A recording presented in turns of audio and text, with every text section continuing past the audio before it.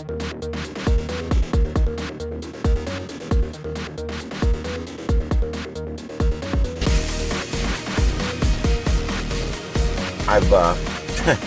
I had a power supply go out on me over the week, last Sunday, and I had a 20 ampere, and I had a backup 20 ampere. Well, my backup 20 ampere went out a while back, so I was down to just the one power supply, and it went out on me. And when it went out, it quit working. But when it quit working, one of my cheap radios, my little $10 Alinco that I was so proud of that I got working, it smoked. I got the magic smoke. And so I don't know if the power supply sent out a surge when it failed or what. It was a cheap Chinese, a Teakwang something, Teak Power. I don't know what it was. Anyway, no worries. All my other radios seem to be okay, although not 100% sure because I can't test them at full power. But they all power, and I can broadcast or transmit on them on a low power. Anyway, so I'm going to be putting in a new 12-volt system this weekend. So tomorrow, I'm going to go to the swap shop pretty early on, probably right about the time they open the gate. I'm going to be at the swap shop. Well, Charles isn't there tomorrow, so I'll probably go about 10:30 because I don't know. Go tomorrow, but my car's in the shop, so I won't be there. Yeah, and I'm going to go over there for about 30 minutes. I'm going to run in and buy a power supply, and I'm out because I'm not going to hang around. They got a bunch of them in there. I know that. I know they got shelves full of them, and I'm like, why am I going to go on Amazon and spend $120 on an Astron power supply or something? Because I want 20 or 30 amps. When I can go to the swap shop and buy one for $40. Yeah, and they got several of them there. Yeah, so I'm going to get either a 25 or a 30, or I'll settle for a 20. I think they got a 35 over there with the meters on it. Oh, I'll twist my arm. Yep. I mean, I'll have 60 or 80 bucks on me, so even if it's a little bit more, I'll buy that better one. I want this to be. I've got a lot of stuff that runs on 12 volt. You don't realize how much stuff you've hooked up until it goes out. Yeah. I even got one of my big screens up here. The power supply for that is on that, so I don't have the screen. I've got a backup power supply running my receiver up there. One of the Broadcastify feeds was down. I got it. All those are back up now. So it's been a mess. I've had to kind of redo my whole life here. But so do you need 12 volts or 13.8? 13.8. I call it 12, but you know what I mean. 13.8. Well, if you just needed 12, if you're just doing a receiver, don't forget about the ones that are in a computer. They're cheap. Right.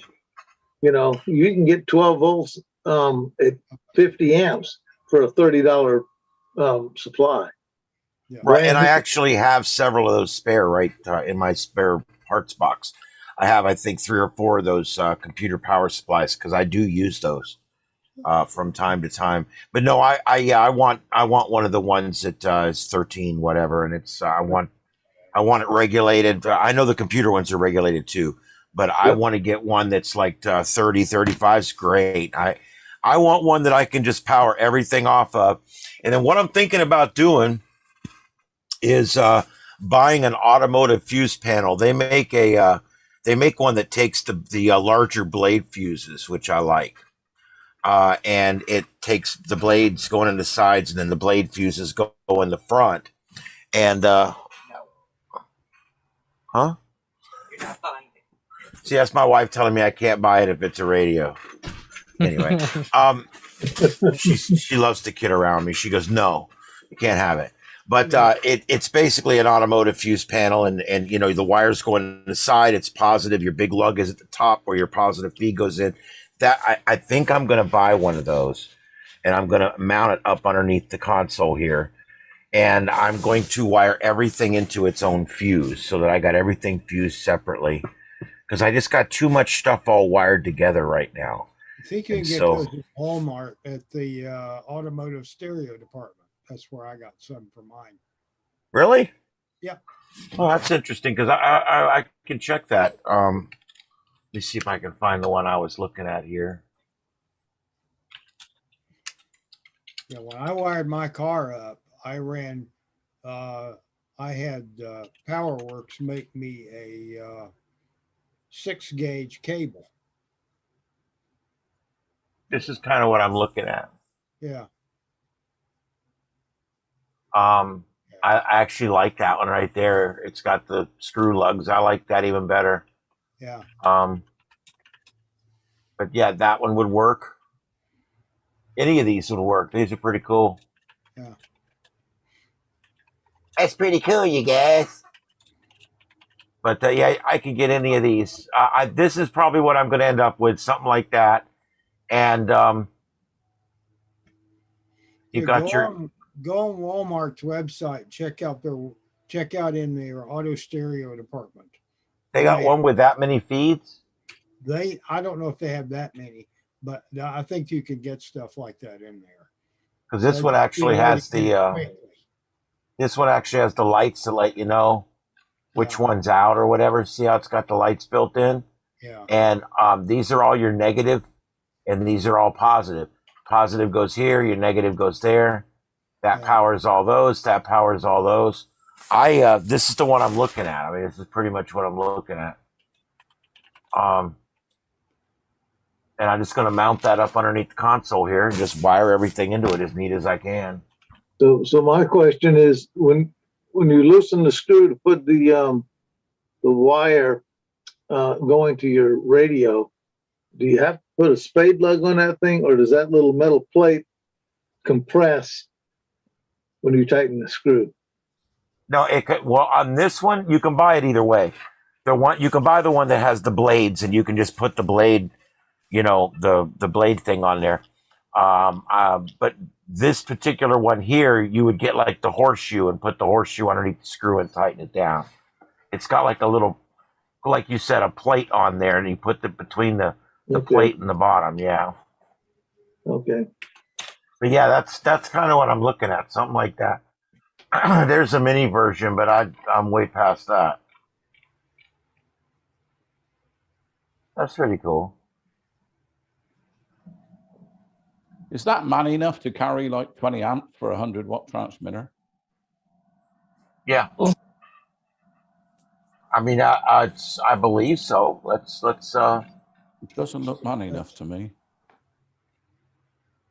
It doesn't show 30 amp fuses in it, but it shows 20s and 25s. Yeah, okay then. 25 should be out. Thing on your radio. Yeah, those are 5s, 10s, 15, or 5s, 10s, 15s, and 20s right there is what it's showing. But wouldn't 20 amp hold a 100-watt radio? Yeah, 20 amp will run 100 watts, but if you're running, like a 100-watt or a couple of radios, I mean, not going to use them all at the same time. Most watt radios want 23 amps. Yeah. Okay, so I pop a 25 amp fuse in that one spot, and I only transmit on one radio at a time. And the second thing is if I put a 25 amp fuse in it, it should be all right. I guess I'm assuming, but yeah, you want each radio to have its own circuit. Each radio, everything will have its own circuit. Yeah, absolutely. Each radio will have its own circuit. But I got to read it, man. I mean, it may tell you, look, 30 amps per fuse. Yeah.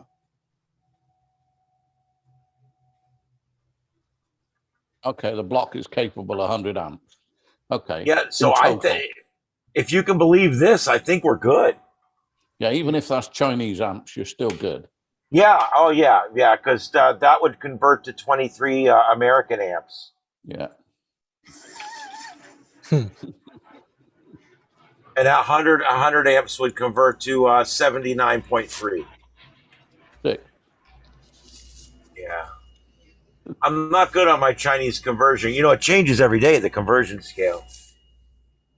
But anyway, so that's what I was thinking. I just kind of wanted to get you guys' input on that. But that's what I'm thinking. I'm going to put that up underneath the console on the back wall so that I can work on it fairly easy, so I don't have to like work upside down. But I'm going to put it on the back wall up underneath the console, and I'm going to drill some more holes so all the wires can just go right down and right into that. And that's the plan. I'm going to buy it. I'm going to go ahead and order it tomorrow and have it shipped. I just wanted to see if you guys had any other ideas or had Significantly thought. cheaper than a power pole, that's for sure. Well, here's the thing. I love the power pole. I would get those 100%. Okay, but as you guys know, I'm working in budget, and this thing's like this literally gets me organized and fused for $20. It's kind of hard to go wrong. Equivalent in a I power pole eventually would be will. 200. It would be expensive. They're very expensive, and they're worth it. I'm not saying they're not. It's great systems, but I have to go with the Chinese equivalent here. But Yeah, I'm pretty good with this, though. I think this will be a good one, a good idea here. Should work, yeah. I got all power poles here and several DC supplies. So Maybe Because back in just a minute. Because here's what I want to do, and I need to figure out how to do this. I need a charging circuit or something, but I eventually want to be able to hook a couple of deep cycle batteries to this. And again, I'm in budget. You guys buy all those fancy gel batteries and super nano Captain Kirk batteries. I can't afford all that. So what I'm going to do, I can get deep cycle marine batteries for 60, $70. So I eventually want to just get it. Get at the marina. Really? Yeah. Oh, yeah. You mean on the 5-finger discount? Yeah. Yeah. Okay. The owner's not looking. Yeah, I try not to do too much of that. But anyway, yeah, I'm wanting to get. I'm thinking of if I put 2 deep cycle batteries in here, what my dad used to call electric kicker batteries. If I put 2 of those in here, I should be able to run all my radios and stuff for a while. And but that's kind of what I'm looking at doing. And I want to hook that up. That will eventually power this, but I'll have to figure out how to do all that because I think I'm going to have to buy a circuit or something. I've got to figure out what I got to get so that it'll use. Basically, I want the radios to run off the batteries, and then I want a system to charge the batteries while they're being used. So, I'm basically making a UPS. Yeah. And so I just need to figure out all I got to do that.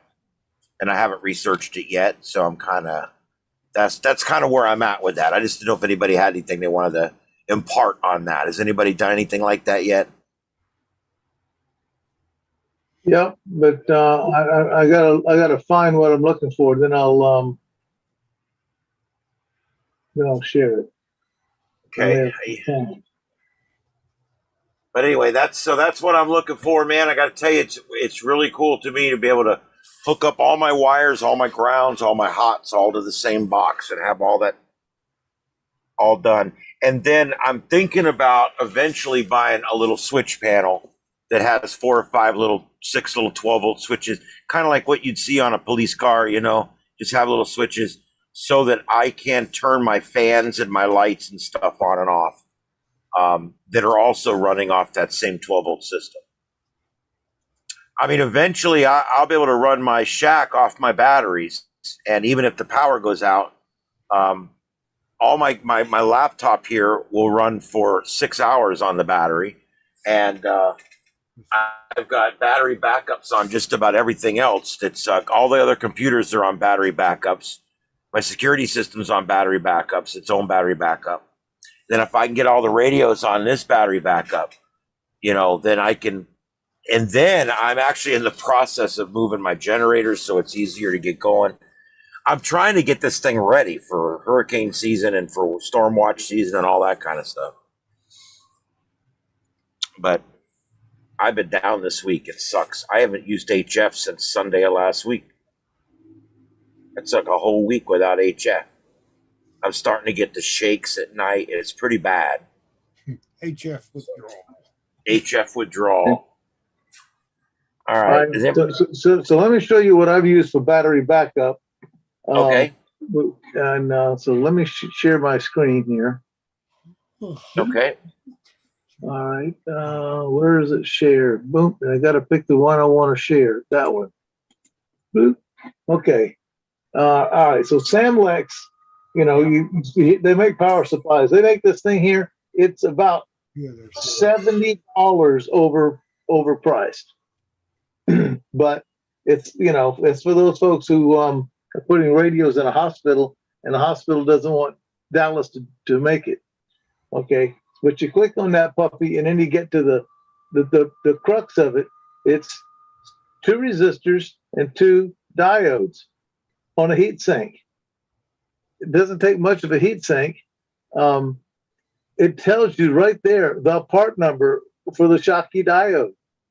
It tells you that the resistor is a 1.2 ohm, 25 watt resistor. You know what would work for that? A brake light for your car. Yeah.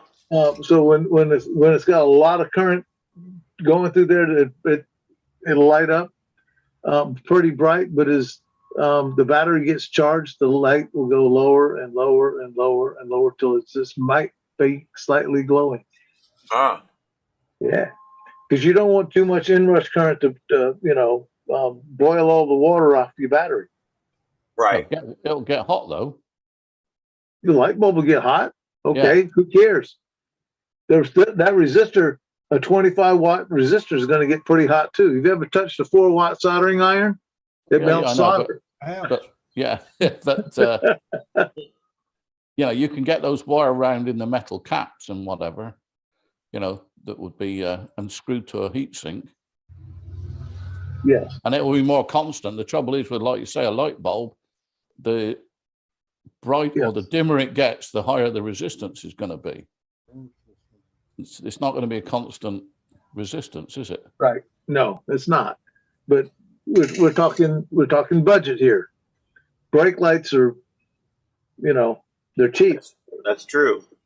That 1.2 ohm 25 watt resistor, you buy that later, and then you put it in that circuit. Yeah, I'm just not sure it's going to. Yeah, I guess the brake lights will work. It'll work for a while. It'll get there. But the trick is to get that the Schottky diode, and it's right there. So you just got to look up for one of these Samlex battery backup jobby doobies, and they make 2 different types. So you pick the one that you want, and these guys here, I think they're rated at like 30 amps. But it's dirt simple circuit. Yeah, it is. Almost simple enough. I think I could build it myself. Yeah, and all right. So and I'm kidding because I don't solder. I mean, my hands shake. I can't solder. Well, these aren't surface mount components. These are big. Right. Neat. Anywho. Oh, you can get those Schottky diodes in a 10 pack off of Amazon. Oh, am I talking or not? Yeah, off of Amazon for $7.99 for 10. Wow. You can get 250. Okay, that might be a few too many. So $7.99 for 10. That makes you 5 of these things because you need 2. So that's a lot of.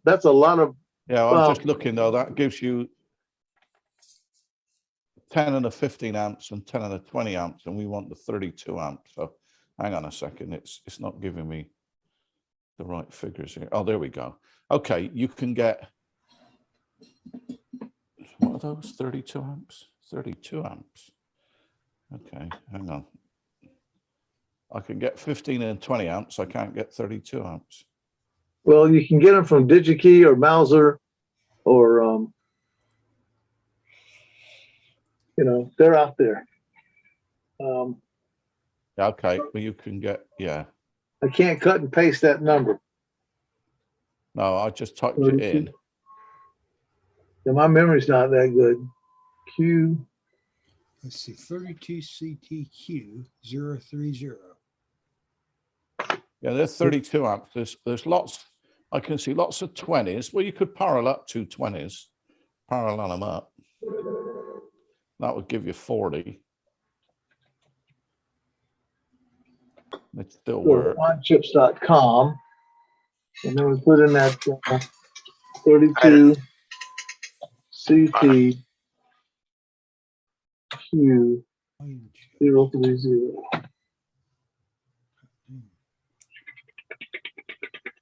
Oh my gosh. It can't be that cheap.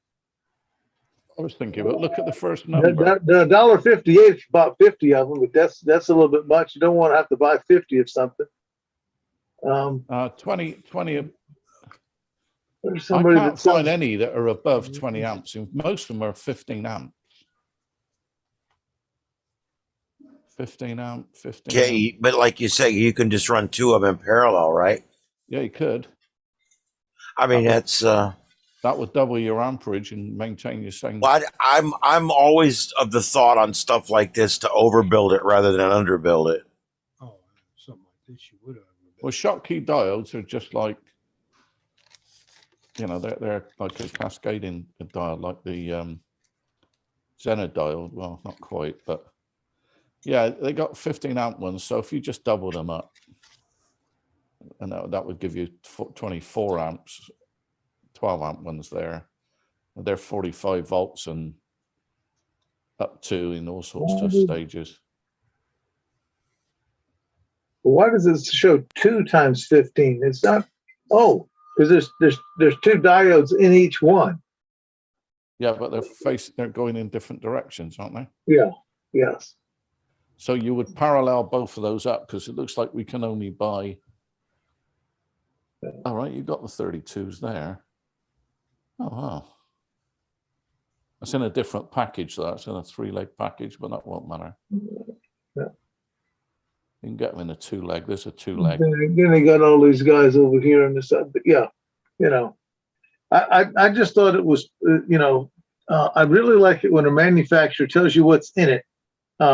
They don't tell you where to buy all the parts, but they tell you this part number, this is the resistor. They don't give you the part number for the resistor. You got to do a little bit of work on your own. How many watts was the resistor? 25, wasn't it? 25 watts, 1.2 ohms. Okay. Oh. Yeah, they're like $3. Yeah. 321. So, we're, the hardest part is the heat sink. You got to go find yourself a 1/4-inch thick piece of aluminum that's Well, believe it or not, heat sinks aren't a problem. I've been collecting heat sinks. I've got about 7 or 8 of them here. I've got one that's huge. there you go. It's huge, Caroline, huge. So is it big enough to have a zip code or an area code? It's just a zip code, but it's still pretty big. I don't know what I did with it. It's over here somewhere. You can buy the ones for It's probably more. regular computer kit. I got a bunch of them. Got a bunch of smaller ones too. In fact, I know there's a bunch of them over at the swap shop. They got more parts over there. Yeah, well, that's where I got a bunch of them, was over there. Yeah, see here, I got some smaller ones here. But, there's my 2 SDR sharps in there.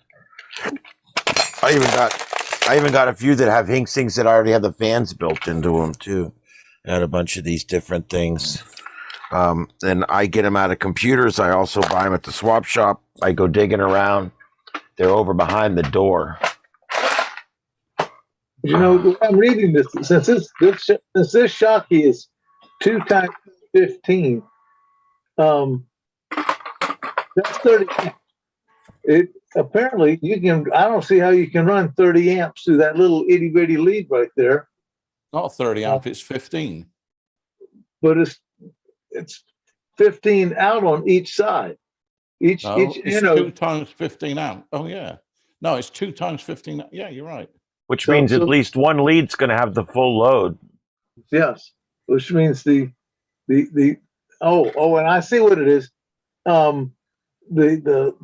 The metal Full load lug. has got bolts for the heat. Oh, The lug is the metal lug is that ties to the Pin chassis two. ground. That you got to insulate that from the heat sink. Yeah. But yeah, So this is, it'll be a little nylon spacer in there probably. Well, you have to be something that'll conduct heat. yes, you'll need Mylar, something Yeah. that will conduct the heat and not burn up. And is that maximum? I'm not sure that's going to be super reliable. oh, my back hurts. But you, well, depending, yeah, there's two of them, but one of them is for charging and the other one is when you're operating the radio. Yeah, you're not using both at once. Right. You're using one for when you're charging and using one for when you're operating the radio. So your 23 amp peak transmit, you got a 30 amp device in its circuit. Yeah. You might want a little bit more overkill, but you know, it's So that you would use on the positive side of your battery.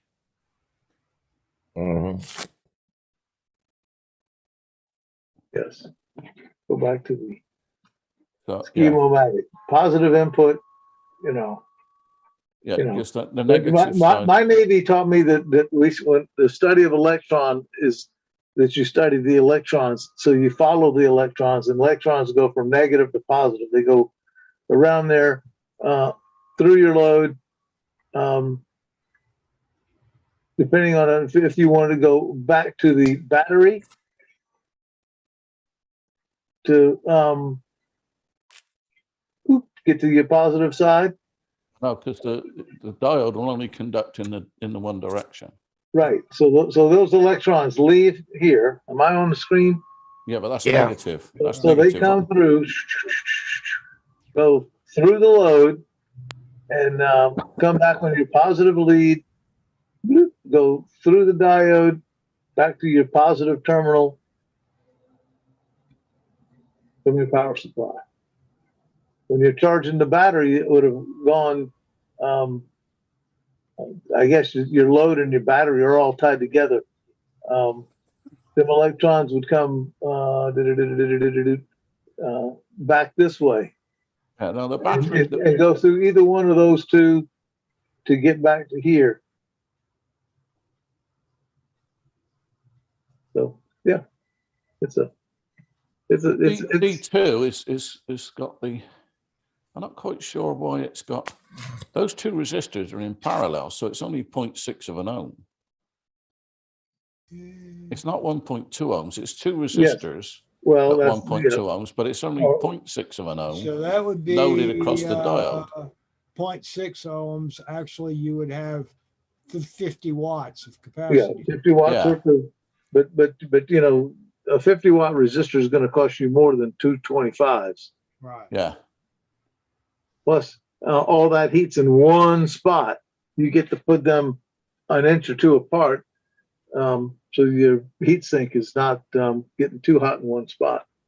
it's relatively inefficient because that's drawing quite a lot of current that you could be using for charging the battery. I think you could do that better. You could if you had a what's the word for it? A FET. Yeah, an FET. Yeah, you could do. Or you could do it with switching relays so that you weren't, you'd have to have a sensing system, but you could go the whole route of a power supply that would chop that. yeah, Power up a relay, and then when the power supply goes off, the relay releases and it switches to the other side to your battery. yeah. That system. No, this is instantaneous. As soon as you lose power, the current flows through the diode. Yeah, Right. yeah. But there's nothing to maintain. It's going to be doing a bit of both. It's going to be Yes. taking from the battery, because it's not, well, it's kind of directed towards the battery. See, Well, no, you've got this here's like your power supply coming in. yeah, your And power this is your supply is coming battery in. sitting there. This is your floating power batteries that you're going to charge. There's two marine batteries Yeah. sitting out here. Yeah, well, the Lead-acid path is actually from your input positive through the diode, and then through the two resistors, and then up to the battery positive. That's the charge path. Right. And then what happens is when the voltage builds up on the battery positive, it's still going to be flowing through there, but through those two resistors. But it's that once that battery is charged, that becomes a trickle. Not really. I mean, it's you're going to have equal volts. You're still going to have 0.6 of a volt drop across that D2. So your load is going to go input through D1 and then straight out the bottom to the positive load, but it's also going to go through the resistors. It won't go through the diode because it's open. It will go through the two resistors to the battery positive. Now, when it builds up the battery positive on one side of those resistors, it's never going to be less than 0.6 of a volt less than it is on the where the two diodes are joined together. So it's never going to be switched off, but No. it's going to be minimum. Right. It's kind of dirty, But it's dirt simple.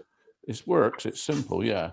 It's But dirt the other simple. thing is, it's going to take, if means it's just it's sat less there and to go everything's wrong. switched off, if it's sat there, just everything's switched off, it's still actually going to be drawing current. What do you mean when it's switched off? It's control current. Well, if you've got, well, I guess not. If you're If the power supply over here fails, you've lost 120 volts. oh or the yeah, power no, if it supply fails, just it will dies, come back in through the battery for sure. then the power from the battery comes through the diodes to your radio. Yeah, To your D2, the battery will supply the volts through D2 because the volts through D1 doesn't exist. So Right. it will be able to conduct. You see where the two diodes are together, if the Yeah. voltage there is higher than the So- voltage coming into D2, it will never conduct. It'll only conduct when it's 0.6 of a volt less. So yeah, it's just, but it will a little bit because of those two resistors. It's kind of a little, and it's Well, the resistors are only in the circuit when you're charging the battery. now they're in the circuit all the time because the positive is coming in through D1, through the resistors and into the battery. They're always in circuit with the battery. Hey guys, I'm going to just mention a couple things, and then I'm going to take my leave and leave you guys to it. I'm hurting right now. My back is killing me. I'm sick to my stomach. I'm going to head to bed. 6 hours of broadcasting is enough for me. Or well, not 5 hours anyway. I just wanted to bring up a couple of things real quick, and then I'm going to let you guys go for the night. But real quick, and then I'll give it back to you so you can screen share. I just want to show you, I don't know how much gas that thing holds, but that chopper is still flying around in circles out in Fort Myers Shores. Look at that. That's not a plate of spaghetti. No wonder our taxes are going up. Yeah, I mean, literally, they've spent about $1,000 already keeping that thing up in the air. So, Man.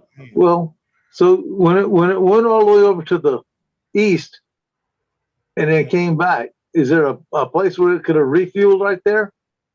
Yes, what I is don't that? think so, only because it actually fuels right here.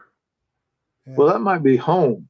Maybe he set it down to go take a whiz or something and went back. I don't know. Sandwich. Is there a Well, McDonald's? it's all Yeah, yellow. I mean, They've been Donuts there? peeking all along. See how that's yellow? That's his fuel place right here. So I don't know. Buckingham there. Yeah. Okay. But Perhaps he I went just off to get I a new just wanted to show you guys triangulation. that. And Well, is he's got a better fuel tank than the Coast Guard helicopter that we used to have to get from Savannah. I never did quite understand that the Coast Guard station in Savannah, Georgia, had a helicopter, but if they needed the helicopter in Charleston, the helicopter could leave Savannah, get to Charleston. It could spend about 15 minutes searching for somebody, and then it had to abort and go yeah, fuel at Go the back airport. to Savannah. it's hardly worth it. It's like Charleston and Savannah aren't that far apart. the Charleston Air Force Base, they could land there and refuel, and it could go back out, for an hour. But it was, it's like, dang, they should have carried more fuel than that. Yeah, that's crazy. And a lot of times they won't carry a full tank because they're trying to conserve, the amount of weight they're carrying. Anyway, I just wanted to mention a couple things before I go, and I do need to go. But anyway, let me just show you this, and then I'm going to turn it back over to you guys to finish your discussion, because I'm going to be doing something like that here. But anyway, I wanted to just show you guys something. The solar cycle is off to a booming start. This red line is the official forecast, or what NOAA actually thought the sun would be doing right now. The black line is the actual number of sunspots. And then, of course, this blue line is the running, our running average right now, which the running average right now is going to be around right here. I mean, it's look at this. It's going to come right up. So I just want to bring this up because it looks like this could be a stronger than normal solar cycle, but it also looks like it could be an earlier than normal solar cycle. So I just thought that was really cool. And that's going to be good for us. And the other thing was this neat picture that was taken on the sun of these solar filaments. I love the study of the sun. It's just an amazing thing. And I would love, if I had a lot of money, I probably would own a solar telescope. Space weather observations. This is from this morning. The solar flux right now is down to 109. So it's still continuing to come down. And the K index is actually, let's see here. Where were we at here? I'm trying to see. And a little. Yeah, your K index is right here. So it's, we're basically, it's down to 2 now. It was 2 this morning. So it's about the same as it was this morning. This is a new site that I'm using. I think I might switch to this one. It's a little cleaner, a little nicer, and it takes up the full page with all the data. So I kind of like that. Anyway, okay. There's not much going on. It's going to be a little windy tomorrow. Yeah. But I not quite windy enough for an aluminum alert. So I just wanted to put that out there. That's good. And yeah, you guys know all about this kind of stuff. Let's see here. There's a lot of good stuff in the newsletter this week. I'm not going to go through everything, but it is Swap Shop tomorrow. I want to remind you, Swap Shop tomorrow. And also this weekend is the Tark Fest in Tampa. That's where Charles is going to be. Yeah. And several other folks are going to be up there. And also amateur radio license. There's been a clarification that $35 fee will not apply to you if you're doing an upgrade. Yeah. So I thought that I had misunderstood that myself when I went through everything. Administrative fee, like you're changing your address or something like Right. that. Exactly. It won't apply if you're changing anything on your license, but it will apply to your first license, and it will apply to vanity license, vanity call signs. Okay. So I thought I'd mention that. World Radio Day, World Ham Radio Day is coming up April 19th, April 20th. Summit's on the air, and all this stuff is on there if you guys want to read it. But just thought I'd put this out there for you. This one's pretty cool. This guy does CW, but he does it with musical instruments. Oh, his guitar. Okay. And I thought that was kind of cool. And he actually has videos. It's just something different, dude. You know, I always looking for something kind of different. But anyway, and my story, one of my things, did you know this week, I talked about the microwave bands. It's more than just cooking food. But anyway, so check out the microwave bands. All that stuff's in this week's newsletter. But the main thing I wanted to bring up was, man, it is a busy contest week. Yep. There is so much going on this week that I barely had room for all of it on here. Georgia I actually left off about 5 other contests. So if you go to your newsletter and scroll down, you'll see there's a link right here to get to the page that has all of them on it. But there's a bunch of them. There's the Nebraska QSO Party, the New Mexico, the Texas, the Georgia, the North Dakota, all having QSO parties this weekend. Plus, there is the Texas State Park. Oh, I'm sorry, it wasn't a Texas QSO. It's a Texas State Park on the Air event this weekend as well. And then you've also got the FTN DX contest, which is FT8, folks. That's an FT8 one if you're interested in that. And then you've also got a single sideband up here. So there's a lot going on. And then finally, if you're in Iridi, there's one of those coming on this weekend as well. So I just wanted to bring that up. There was a lot. I was going to go into it a little bit more, but we ran out of time. But I just want to make sure you guys know there is a lot going on this weekend. And a lot of it is state QSO parties on single sideband, which is a great way to fill your log with something other than FT8 contacts. And there you go. I said it. All right. Does anybody have any questions about any of that kind of stuff? The newsletter is in your box if you haven't seen it yet. Oh, yeah. And all that good stuff is right in there. By the way, I did the off-centered fed dipole. I know that several of you guys have those. I think Rick has one. I know several of you guys have those. Yeah. But it's a good antenna. How you like it? Or did you build one? No, I haven't built one yet. I haven't built it, but I got the plans on here for 2 different versions, and I just got it on there. I probably will eventually build one, but I'm not doing anything till I get that hex up. I can tell you that. That hex is definitely the next thing I want to get up there. All right. So anyway, that's what I got there. Let me get out of that. All right, you guys continue what you were doing. I'm going to make Joseph the host. I guess he'll come back. I don't know where he's at. But I've already made Rick and also Dave. I've made both you guys co-hosts as well. So it'll keep the meeting open. And but I'm gonna bow out, guys. I'm done for tonight. I did my 2 hours. I got to go. I'm hurting. I've had prolonged back issues now. This all happened when I was at my cabin in October, and I fell and I screwed my back up. And what is this? April? Yep. All right. I can't say anything else without swearing, so I'm going to leave it there. But I'm still dealing with this damn back, and it's all stemming from it. And I'll tell you guys about it sometime if you want. But in 1992, I was involved in a fire and explosion and a mess, and I screwed my back all up. And anyway, I'll tell you guys all about it sometime. But anyway, for tonight, I'm out. But everybody have a great night out there. Like I said, I'm going to make Joseph the host, and you guys are the co-hosts and all that. And have fun with it. And I'll see you guys next. Oh, that's the other thing. I'm out for 2 weeks. That's the other thing. I meant to mention this at the beginning. I'm out. I'm out the next couple of weeks. I'll be popping in, but I won't be hosting. I'm going to go to Baltimore. We'll be on the road to Baltimore next Friday night. I'll pop in from the road, say hi to you guys.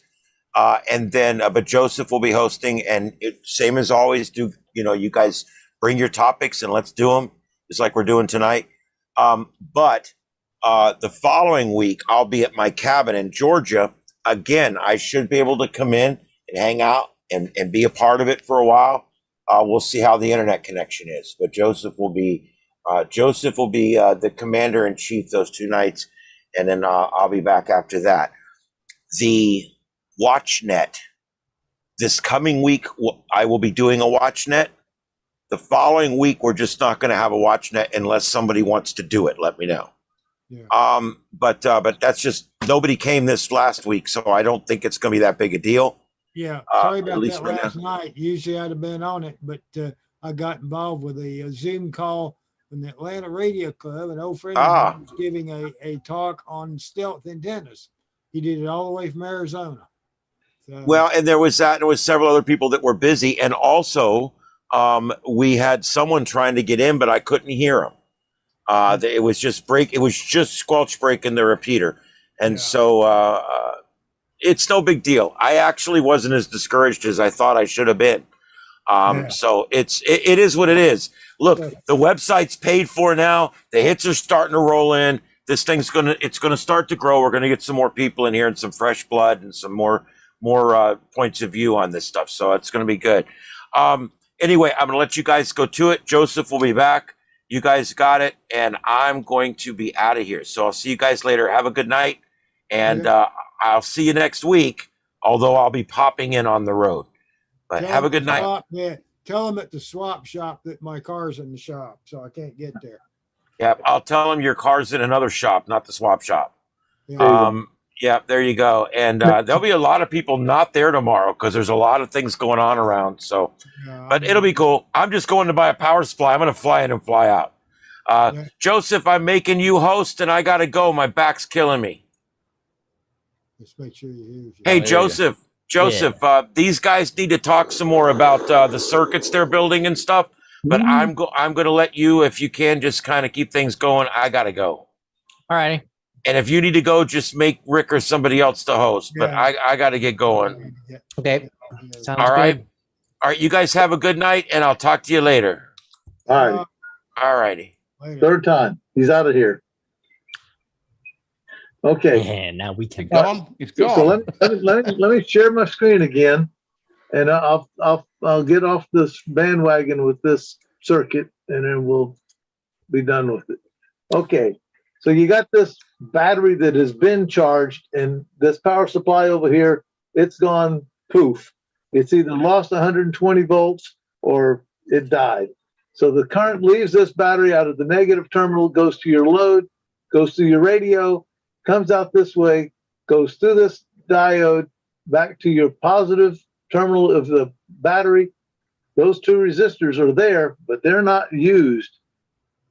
They're out of the circuit when you're running on your battery. These are only used for that surge when you first turn on this power supply and this battery is dead low, and you need, you don't want this sucker to crowbar your power supply. So you don't want it to load it so much that it just gives up. Yeah, you also don't want your battery charging at an infinite rate either. So. Well, right. You want to limit that current. So, if you had like 20 amps going through the sucker, these guys are going to drop about 12 watts worth of heat. A big battery like that most probably can take 20 amps, but it won't need 20 amps for very long. It'll bounce back. Now, can you flip the switch and try to charge the battery and operate a 23 amp HF rig? Maybe not. You might have to wait a little while. But you can always reduce the power and work at low power too. Or just say, I'm going to get on the air in a few minutes. I've ran my battery hard and heavy. Turn it on and let it charge it. It won't take. It's kind of like when you leave your headlights on in your car. You can try and try to get the thing to crank, or you can just let the other car run for a few minutes and charge your battery, and then you crank it and it works. And a lot of our power interruptions here, at least with Florida Power and Glitch, where the power goes off and then it comes back on, just a second or so. Right.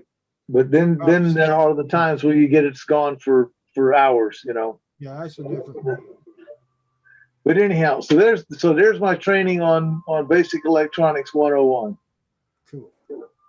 So, and that schematic is everywhere. You just gotta look for the stuff. So I'm done, and I'm out of here. It's past my bedtime. All right. Alex, I guess we will talk to you later then. All right, so I'm out of here. Bye bye. Okay. As soon as I figure out how to hit the goodbye button. There you are.